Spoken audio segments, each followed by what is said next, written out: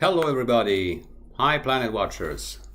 So I'm in a very good mood tonight, which wasn't the case yesterday. So because of the solution we found to the problems we experienced in the last few days, and also because I have some other good news to communicate. So let's get into it straight away. Now, first of all, let me remind you that if I'm not answering your questions in this AMA session, it may be just because there were too many questions, but most likely that's because the answer is either in the white paper or in the post pinned on our Telegram group, or maybe it's a topic where mouse can help. So I cannot answer everything. I will try not to answer questions that have been answered already. One thing which is useful, and we'll work on it, is to update and enlarge the list of FAQs that we have on the website. So we'll make fairly extensive FAQs. We publish them on the website, and that will be, I think, helpful to everybody. So let's get into the heart of matters. As you all probably noticed, since last Saturday, a major DDoS attack took place against our website. So major means something like up to 30 million web requests per hour to our website. And that was pretty heavy, intense, and disrupted our operations for some time. Incidentally, it's still in progress. They haven't really given up. But the difference is that we have now put in place very strong countermeasures. So I feel that globally we are now safe. Now, of course, I will not give any details of the countermeasure for security reasons. I should not give information that can be used to attack us, obviously. So rest assured, we are partnering with big guys, and we are putting heavy-duty security on the website. In connection with this, I would like to clarify a few things. That was an attack on our website. So this has nothing to do with the Algorand blockchain, and not even with Planet's tokens at large. So some people wrote things like Algorand security was breached and stuff like that. Sorry to say that, but that's nonsense. It's just a DDoS attack on a WordPress website. It's something, in a way, conceptually trivial. It's just brute force. Now, for people who are not used to these things, I'll try to explain very quickly what this is with an analogy. Think of a website like a house with a doorkeeper. So normally strangers would knock on the door one by one politely. The doorkeeper checks they are good guys and lets them in one by one. A DDoS attack is like somebody paying thousands of people to knock all together at once on your door. So that disrupts everything because one doorkeeper cannot handle it. So you need to hire some tough bouncers to help the doorkeeper manage the crowd and check the good guys and the bad guys, and reestablish some equilibrium. And that's what we have done now. And it seems that the measures we took were adequate. It seems that our operations are fairly smooth, despite further attacks even today. So I feel kind of relieved, well, very relieved, because it looks like our countermeasures are working. But at no time were Planet tokens in danger of being stolen, or the Algorand blockchain, or anything, whatever. That has nothing to do with what we experienced. It's just a plain old DDoS attack to a website. Okay, having said that, it did disrupt operations, as you all know and noticed. So at the moment, our technical team is assessing the impact of all this on lost data streams. So once we have assessed that in detail, we will issue, as I anticipated, some compensation in Planet's tokens in the coming days. So if it turns out that some streams from your sensor were not transmitted and compensated in tokens because of reasons not related to your sensor, obviously, but related to the platform disruption, we will compensate this. Just give us a few days to make calculations and review the whole thing. Okay.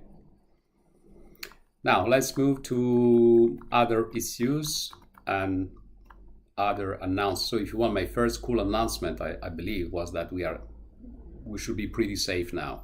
So to me, that's something worth announcing. But as I said, there are other good news. So let's move into general questions which are quite important and which I want to answer in detail.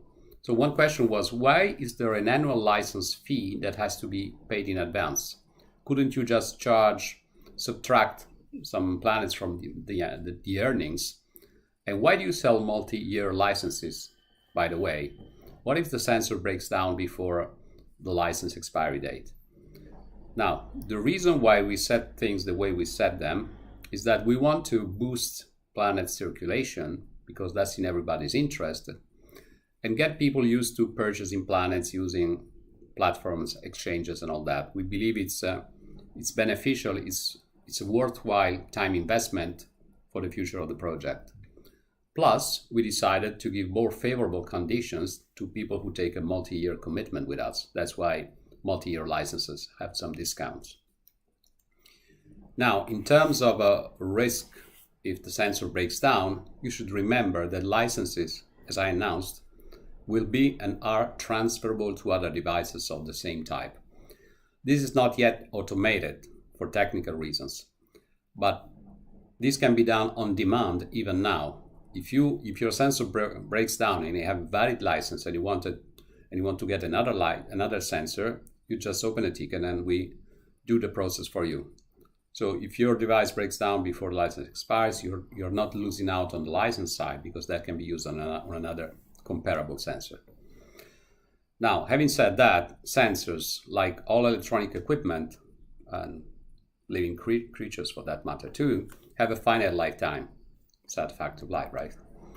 So, since everything comes to an end, it is important to remember that when it's PlanetWatch selling the sensor, so when he bought it from us, like you bought, for example, Arquinos, and you will buy Kythera sensors, we as a seller, as a vendor, provide a 2-year full warranty, which means that during the warranty period, we will cover all shipping and repair costs for faulty sensors. This obviously excludes accidental damage. So if your Arquino falls from a window and breaks down, that's not our fault, right? But if the sensor has some problem, some manufacturing problem, and it's under warranty, under 2-year warranty, you will pay nothing for to get it fixed or replaced, and you will even compensate the days where you miss trims because the sensor has to be serviced. During the warranty period, we will cover all this, okay? And now comes an announcement which goes even beyond that. As you remember, last time I believe I said that we really have two families of sensor in the system. Some premium sensor with very high specs and high performance, which is what we call Type 1 for outdoor and Type 3 for indoors. And we have two types of consumer grade cheaper sensors, Type 2 and Type 4. Type 1 and Type 3 might need recalibration and some sort of special maintenance during the lifetime. And you were obviously and rightly concerned about costs, who bears the cost and all that. And we were also concerned in the sense that we needed to find information and make a decision and make a fair proposal to you guys. Now, guess what? I think that's the best news I could give. We have figured out and decided that we will cover all calibration, cartridge replacement costs over each sensor's lifetime. If the sensor breaks down, there's no point in recalibrating, obviously, but if the sensor works and needs recalibration or replacement of sensor cartridges, we cover the cost, okay? We cover the cost, we cover shipping costs, we cover cartridge costs, we cover everything, okay? As long as the sensor works, because if it doesn't work, there's no point. But if it works and need calibration, it's on us. So I felt this was an important point to clarify. It took us a bit of time to negotiate prices, make our own internal calculations, and now we decided we can handle that, we can bear that. Okay, to me, again, that's something important because it reduces risk from your side and clarifies the deal that you're getting with this Type 1 and Type 3 sensors. Then there was a simple question with a useful suggestion. The suggestion was simply to send a notification sometime before license expiry. It is true, that would be useful, and we'll implement it. It's as simple as that. Now, I'm going to give you some detailed information about census and batches because it's one of the hot topics, obviously. There is a lot of demand, as you know, to join PlanetWatch, so the challenge is to supply sensors in a cost-effective, sensible, and safe way to everybody. Now, let's get into it. So for type 1, which it currently means Erquino, the July batch is still shipping this week. I believe 25 devices have already been shipped, and we should be able to complete shippings by the end of the week. The August batch, made of 200 sensors, it should be up for sale on our website before the end of the month for people who are entitled to buy, so people who are on the top of the waiting list, bought licenses early enough. So these people will be able to buy before the end of the month, and the sensor will be physically shipped early in September, I believe. What next? There is a September batch where we secured at least 200 sensors, but most likely these sensors will go to people who already bought licenses, because there was a waiting list, a kind of long waiting list. So September batch, I would say, is sold out in terms of licenses as well. Come October, there is a batch, 72 devices more or less are already sold to existing license owners. But the good news is that there are at least 200 additional Erquinos which are still available for people who purchase the license in the coming days, and should be, again, as I said, available in October. Now, this might sound a bit confusing, I agree. So we will soon implement another suggestion from you. So we will soon publish on the PlanetWatch Explorer, which you should all check out because it's a very nice tool. We will publish on the PlanetWatch Explorer real-time stock info. So you will see, there are still 33 Erquinos which are available because nobody bought a license to get it. They will come in September, they will come in October, and all that. Of course, we can do this for those sensors which we sell ourselves. And we don't want to sell all sensors ourselves. There are typically type 2 and type 4 typically are sold by third parties. Type 1 and type 3 typically so far have been sold by us. So when we sell, we control the stock, and we try to be as transparent as possible. Okay, now there was a specific question about Erquinos. So how durable, how resilient these sensors are? Have they been tested in harsh environments? How long would they work? What's their lifetime, etc., etc.? Okay, I think it's useful if in the blog that will follow this AMA, where there will be a summary of the AMA, we will include some links to scientific papers which were based on data obtained through Erquinos. So Erquinos have been extensively tested in the last 5 years and has been used for a number of scientific projects, even in locations such as the North Pole, if you want to know. So it's a fairly robust system, and it's cool for you to be aware of the fact that that's been used for real scientific studies, and we'll provide you some links. Type 2, the question, rightly so, is will PlanetWatch bring back type 2 sensors? So type 2 sensors are very important, make a lot of sense in our ecosystem. Hopefully we should have some prototypes in October, and hopefully on the market before the end of the year. Here I'm being a bit cautious because it's still being tested, and prototypes are being tested in manufacturers, so I cannot commit very strongly to a date, but we are working on it because it's important for us. So type 3, Kythera, what's the situation here? So we secured at least a stock of at least 1,000 sensors for you guys. Based on previous license sales, I would say that at least 250 are still available, and we plan to deliver in September and October. Why not earlier? One of the reasons is that we tested the sensor. The sensor works great. We need to do some software updates in order to be able to handle the data. And as you can guess, it's been a very, very busy period. So we cannot do it next week. But you have at least 250 available as of today for future license buyers, I would say. That's another interesting news that I should give you perhaps. Yes. Type 4. So as you know, we are restocking for Atmotubes, and the maker is restocking his own stock. Also, the other piece of news is that there will soon be a new Type 4 indoor consumer grade device approved by us. So you will have a choice. You will have at least 2 Type 4 devices to choose from.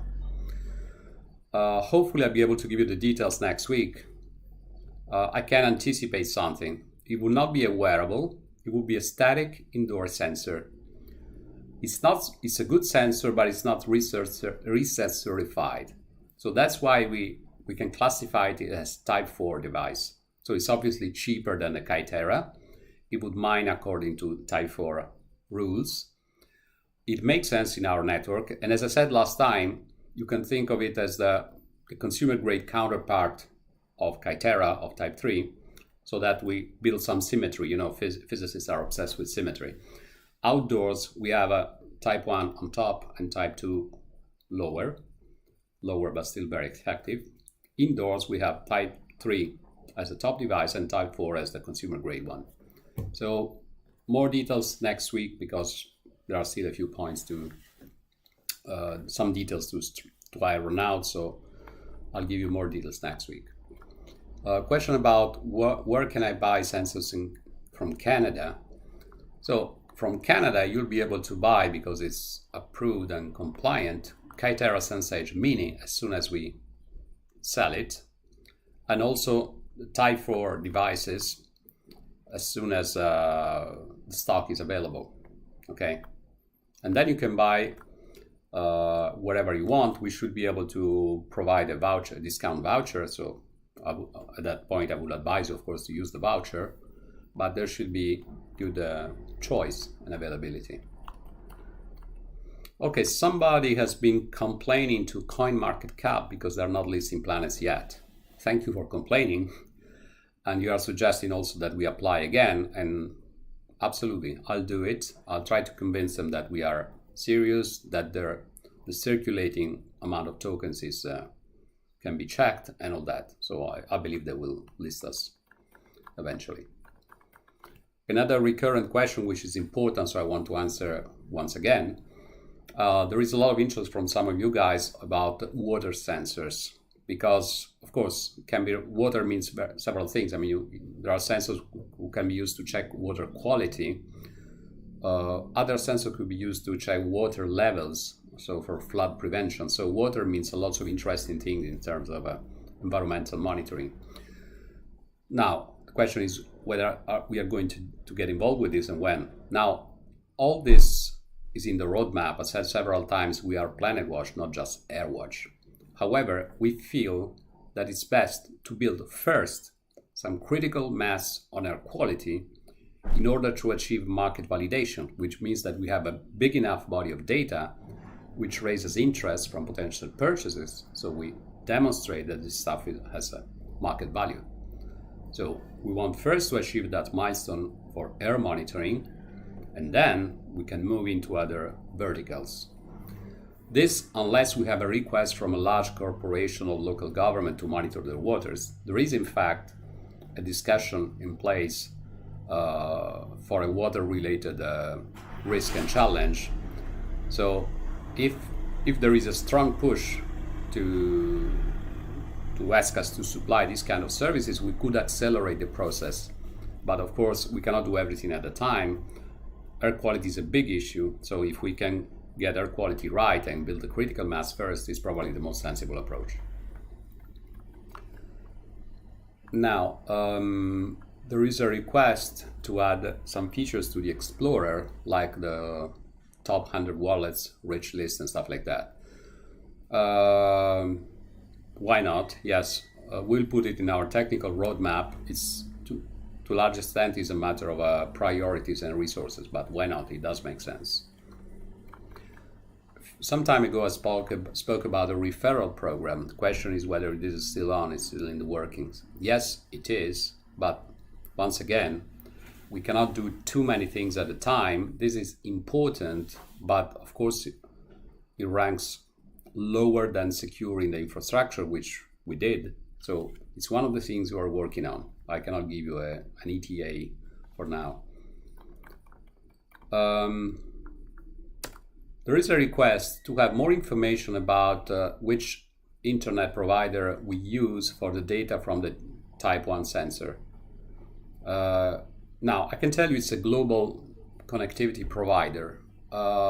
We can give you some information maybe in the next blog post, but again, for security reasons, I'm not that enthusiastic to tell you everything. There's nothing to hide. As you know, you're not paying anything and it works. But well, I can give you some information, but I don't think it's useful to get into too much detail on that. Oh my God, there is again a question about Emrit. So what Emrit is doing with the sensors and blah, blah, blah. So I will give a one-line answer, and I think that's the last time I discussed this. Emrit sensors connected to PlanetWatch follow the rules spelled out in a white paper. To me, that's all that matters. And Emrit is not the only corporate talking to us. So if you want to worry about Emrit, I can give you more reasons to worry, but I believe there's nothing to worry about because we are an independent company which is growing fast, which has its own resources. And I like to say that we are not going to be pushed around by anybody. There is a question about availability of Type 1 in Turkey. We need to check regulations. As you can imagine, it's quite complex to check regulations for every country of the world, and this is mostly up to the manufacturers themselves to do the job. If they don't do it fast, we try to push, but it's complex. How will PlanetWatch understand if people put the Arcane indoors and not outdoors? Again, it's not useful to disclose details. We do have algorithms, and we will develop even better algorithms that can make this kind of analysis. So we can do it.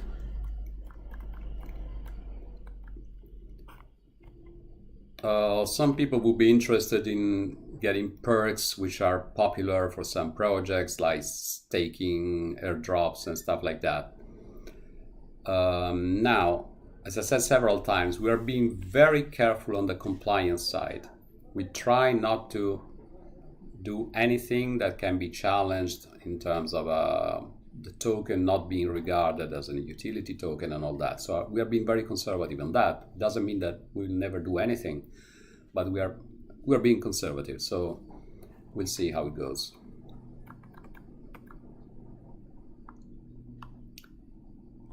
Okay, there are questions about whether the sensors can monitor airborne pathogens, especially indoors, whether they can detect mold, viruses and all that. Now, that's a very interesting question. Since I'm not an air quality expert, I will not answer, but I can tell you something. I feel it makes sense to continue running my weekly general AMA, but as of September, we'll try to run also tech AMAs and science AMAs. So there are people in the company who are very competent to answer the question you asked, and it's not me. So we'll discuss these things, maybe not weekly, but we'll set up AMAs focused on tech and science, and I think you'll have interesting answers. There is a question about Type 1 and 2 availability for Australia. Now, as I said, getting compliance country by country is very complex. The other strategy that we are deploying is onboard additional sensor, which in some cases have already achieved global compliance.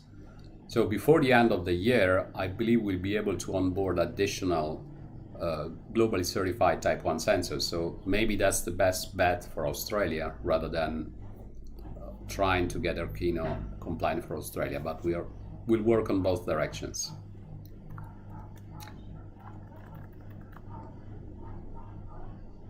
Okay, there are again lots of questions about if can I put one tube here, one tube there, one here, one there, and all that.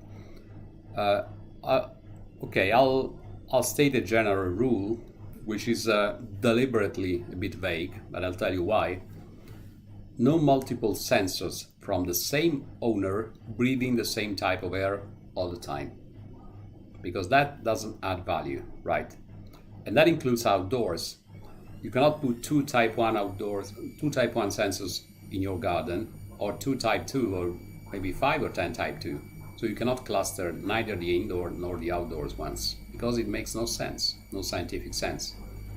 So on the other hand, as I said several times, different types are okay. So one type 1 and one type 2 in your garden is okay, because they both measure PM 2.5. However, they don't measure it with the same standards and the same technology, so it is useful to cross-check their measurements.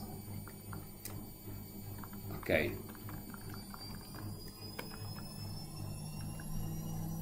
There are also requests about the Atmotube performance with the app, and suggestion that we should talk to Atmotube to try to get better app integration. So we've been entering into these discussions with Atmotube. We are moving ahead probably a bit slowly, which also depends on Atmotube. Of course, we cannot do it ourselves, right? It depends on both partners. So let's see. Maybe we'll manage to improve Atmotube performance within PlanetWatch, but it doesn't just depend on us. There was a question about Arquino specs, where there is a mention that sensor only has 10 to 20% accuracy out of the box. The Arquino that you're getting is not out of the box with no calibration. All Arquinos delivered to you guys have been extensively calibrated in a lab, so they are accurate when they come to you. Here I'm touche. Where could we have a PlanetWatch roadmap? Yeah, my fault. Sorry, we are late. So we are working on a roadmap. I mean, we have a pretty clear vision of where we want to go.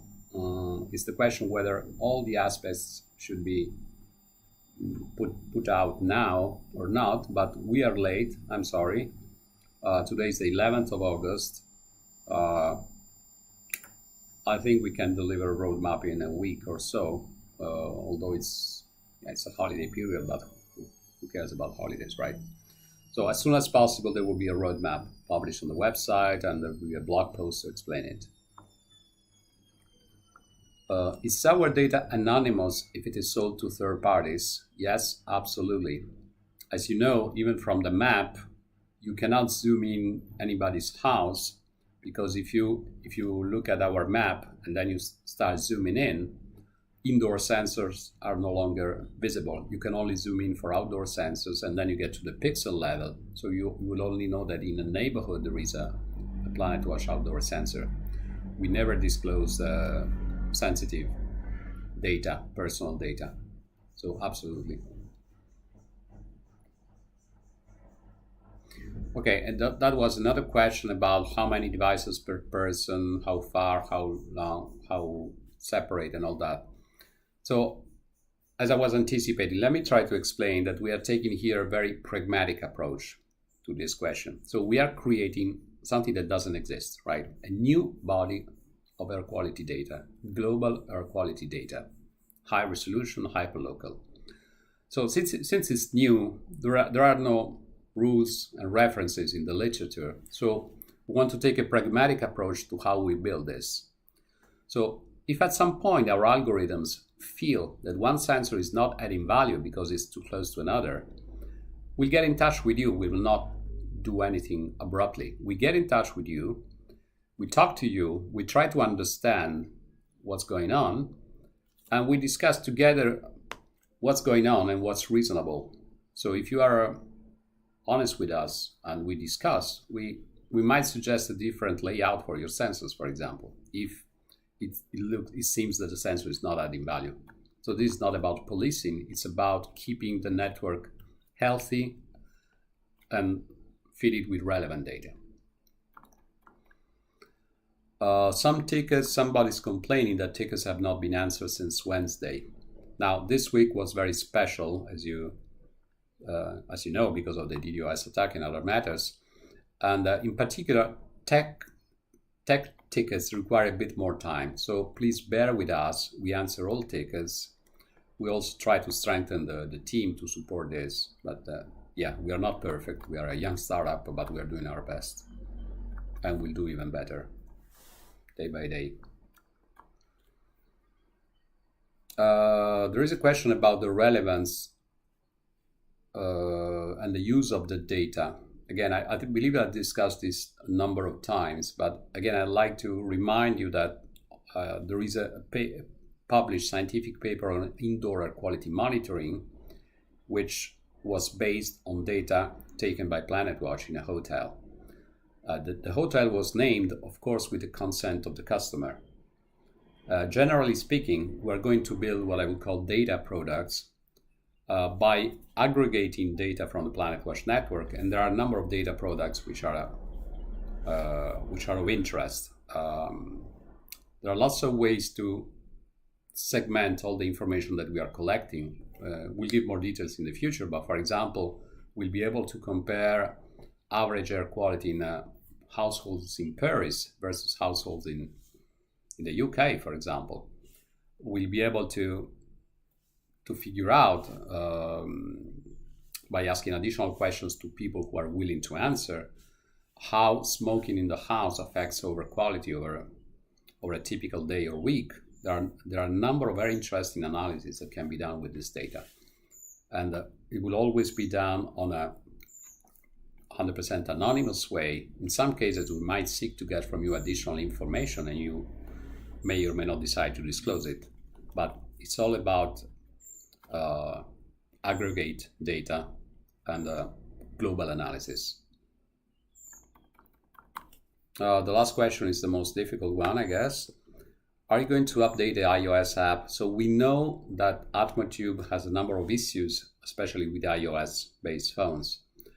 As I said before, we are talking to Atmotube to see whether we can improve the situation, but there are some elements which are structural to iOS related to background mode and all these things that I don't know much about. So we are talking to the manufacturer of Atmotube to improve the user experience for PlanetWatchers, but it's not easy. It doesn't depend only on us. So we'll do our best.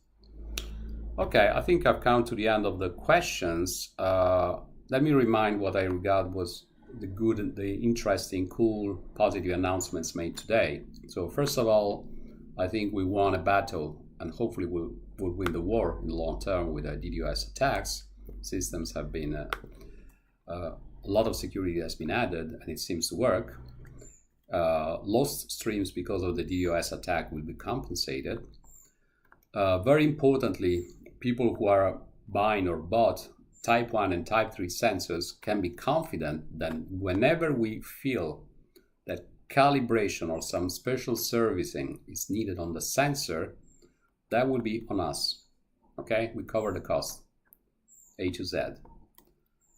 If the sensor is no longer works, so of course there will be no point in servicing it. But as long as the sensor works, if it needs servicing, we'll do that. We'll cover that. I also mentioned 200 type 1 sensors still available for booking via licenses.